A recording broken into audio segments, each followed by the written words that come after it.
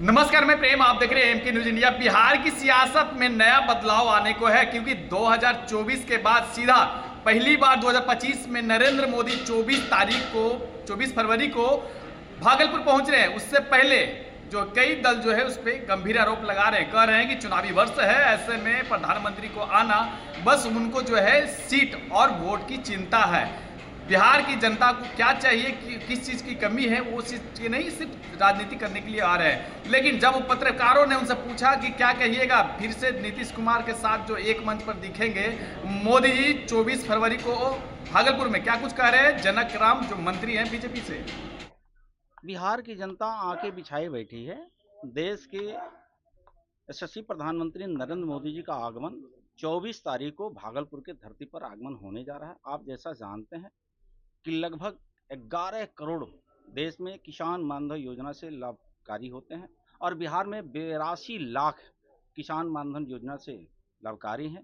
सीधे देश के प्रधानमंत्री जी भागलपुर के धरती से पूरे देश के किसानों के खाते में डीबीटी के माध्यम से राशि उपलब्ध कराएंगे। कांग्रेस ने बड़ी तैयारी शुरू कर दी है, फिर बदल किया है और राहुल गांधी भी 2 बार बिहार आ चुके हैं और नया प्रभारी बनाए हैं बिहार में। कांग्रेस के प्रभारी एक बार आए थे श्री लालू प्रसाद यादव जी, उनका क्या नाम दिया था, भक्त चरण दास को भक्त सुनर दास कहा था। ये बिहार की जनता ने देखी है। कांग्रेस जितना प्रदेश अध्यक्ष बदलना है बदल ले, प्रभारी बदलना है बदल ले, लेकिन जनता तो चाह रही है कि अपने देश के नेता जो परिवारवाद वंशवाद को बढ़ा रहे हैं, रिमोट कंट्रोल जिसके हाथों में रहता है, उसको कब बदलिएगा। उसको जब तक आप नहीं बदलिएगा, ये देश की जनता कभी आपको माफ करने वाली नहीं है। कांग्रेस पार्टी के शीर्ष नेतृत्व बिहार के 20 दिनों के अंदर 2 बार आए। भारतीय जनता पार्टी के जो शीर्ष नेतृत्व प्रधानमंत्री आ रहे हैं। कांग्रेस पार्टी और आरजेडी ये बता रही है कि चुनावी जुमला है, चुनावी वर्ष है, इसलिए प्रधानमंत्री मोदी को बिहार याद आ रहा है। श्री केजरीवाल जी बार बार कहते थे दिल्ली में कि मुझे हराने के लिए कई जन्म लेना पड़ता है, लेकिन जनता से बड़े वो अपने को बन चुके थे, अखंड भ्रष्टाचार में डूबे थे, निरंकुश हो चुके थे और घमंड उनको सर पे चढ़ के बोल रहा था। भारतीय जनता पार्टी एनडीए के नेता जनता के जनादेश को पालन करती है, घमंड और गुरूर में नहीं बोलती है।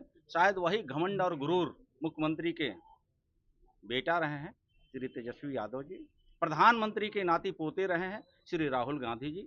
शायद वो घमंड और गुरूर इसलिए बन रहा है कि राजा का बेटा राजा बनता था, आज गरीब का बेटा नरेंद्र मोदी देश का प्रधानमंत्री बने हुए हैं। आज गरीब का बेटा राज्य का मुखिया आदमी नीतीश कुमार जी बने हुए हैं। परेशानी तो वहाँ है कि राजा का बेटा अब राजा नहीं बन पा रहा है और गरीब का बेटा मुख्यमंत्री और प्रधानमंत्री बन रहा है, इसलिए उनको परेशानी बढ़ी हुई है। लेकिन जनता के जब जब जनादेश की आवश्यकता होती है, जनता एनडीए के साथ खड़ी नजर आती है। नेता प्रतिपक्ष ने कहा है कि मुख्यमंत्री 11 बजे रात की बात करते हैं, 11 बजे दिन में जो बिहार की बेटियां हैं वो सुरक्षित नहीं। शायद अगर यह उनकी बातों में सत्यता होती तो विदेश से उनकी बहन स्वयं बिहार में यात्रा नहीं करती। ये बिहार के लोग जानते हैं, उनकी बहन खुद को बिहार में रातों रात भ्रमण करती है, तो शायद कहीं ना कहीं सुशासन की सरकार है, तभी तो विदेश में न रह करके भारत में रहना और बिहार में रहना पसंद करती है। ये तो उनके परिवार से ही उनको मिल जाता है कि इतनी सुशासन की सरकार में हमारी बहनें भी सुरक्षित नजर आ रही है। उन्हीं के माता पिता की सरकार थी श्रीमती राबड़ी जी और लालू प्रसाद यादव जी की कि शिल्पी कांड हुआ करता था, बीबी विश्वास चंपा विश्वास का कांड हुआ करता था।